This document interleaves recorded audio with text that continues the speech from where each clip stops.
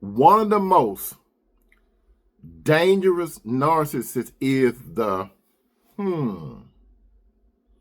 some of you know that my favorite cartoon character is Bruce Wayne, the Batman, right?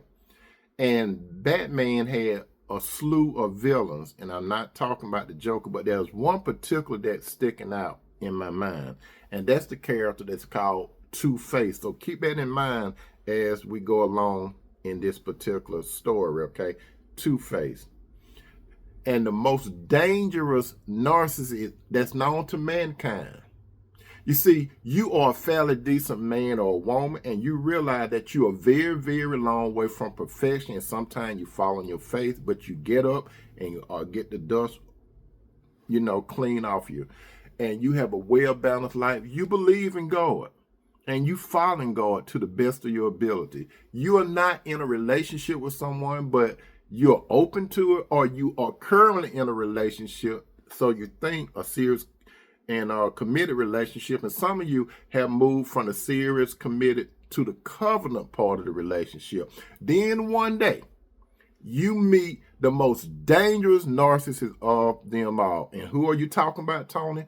I'm talking about the religious narcissist. Oh yes, the one that is the first one to be at worship service before the doors open, Bible toting, can quote scriptures, sit at the first pew directly in front of the preacher, sing in the church choir, attend Bible studies faithful, like to be the first one to sign up for the men's or women retreat, dresses very, very well, have their hair laid to the side, or if no hair, that bald head be shining like the sunlight, having a friendly demeanor, trying to appear to be very sociable while showcasing that big fake smile, shaking hands, kissing babies on the cheek, and giving a good old church hug. You thought that God had blessed you and brought the right person into your life, didn't you? But it was the devil camouflaging. You were deceived. You had forgotten to ask God because you were smitten.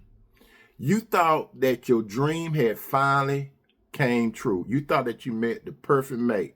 You were introduced to a child of Satan. You introduced this person to your inner circle, which is composed of your family members and friends. And the narcissist was so charming that even some of your family members and friends got hoodwinked by this individual. What a facade. Then that mask came out. You noticed the pattern and behavior change. You knew something wasn't right, but you couldn't put your finger on it. The love bombing phase ended abruptly. They could not keep up the fakery anymore.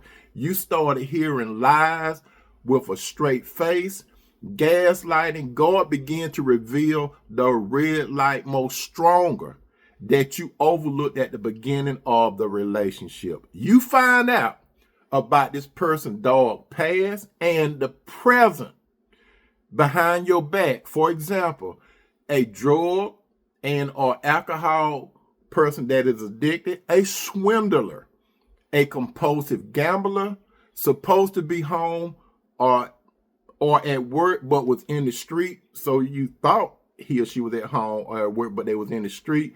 People contacting you, giving you the 411 on the narcissist, the smear campaign behind your back, still communicating with ex and exes while in a relationship with you, and grooming others to take your place after the discard.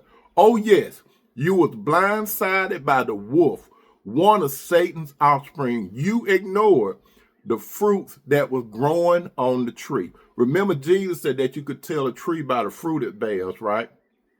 A good tree cannot bear bad fruit, neither can a bad tree bear good fruit. As it is written in the book of Matthew chapter 7:15, beware of false prophets who come disguised as harmless sheep, but are really vicious wolves. Remember this, believe this, say la vie, and amen.